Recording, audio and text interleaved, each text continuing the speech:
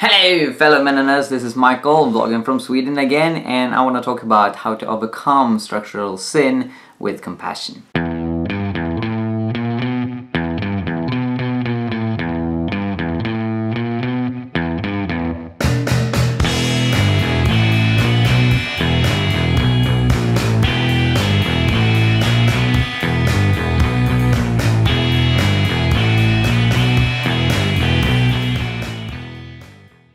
Ebony highlighted something that I've seen been discussed quite a lot in American media about the Black Lives Matter movement and the extreme tragedy and horror of thousands of African Americans being killed, literally, due to white supremacy, racist prejudices, and police brutality and so on.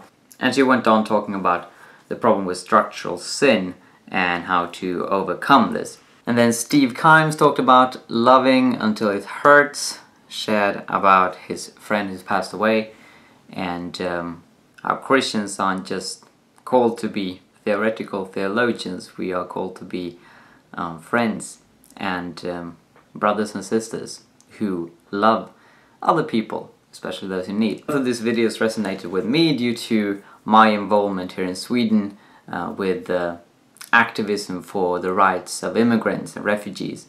It's completely insane how xenophobia and racism has experienced this huge revival in Sweden, Scandinavia, Europe overall, just during the last decade. It's extremely frightening, and many Christians also partake in this horrible movement. Just during the last week, I've had several discussions on Facebook, Twitter and so on with people who are extremely racist, believing that white people should not really help other people that don't have the same ethnicity.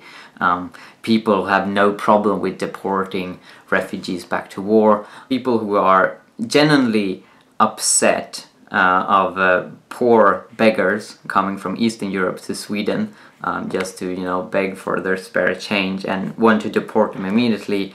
People who are convinced that Sweden is a poor country and that we're lacking resources and that we can't afford to receive immigrants, which is extremely ridiculous. I see this as a religious movement. I see these people have a gospel of their own, the gospel of the homeland, and it's a gospel that allows sin, that celebrates greed and that celebrates egoism. Now I'm convinced that local initiatives like Steve Kimes' Anawim community are the solution to this. I think that when we show compassion, even on a small individual level, we are breaking the chains that hold these structural sins up. I experience all people that I've encountered here in Sweden, they're the one to deport these Eastern European immigrants who are begging and have extremely prejudicial views on them and stereotypical views on them.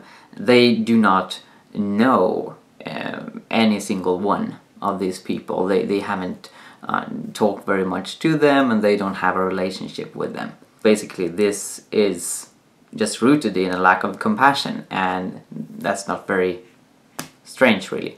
And of course, I'm sure that all of you know this, but it's so important that we increase our compassion. It's so important that we emphasize sacrifice, that we emphasize that compassion hurts, that it really is about suffering with someone, and that this is the Christian calling. We are called to take up our crosses and follow Jesus. Amen.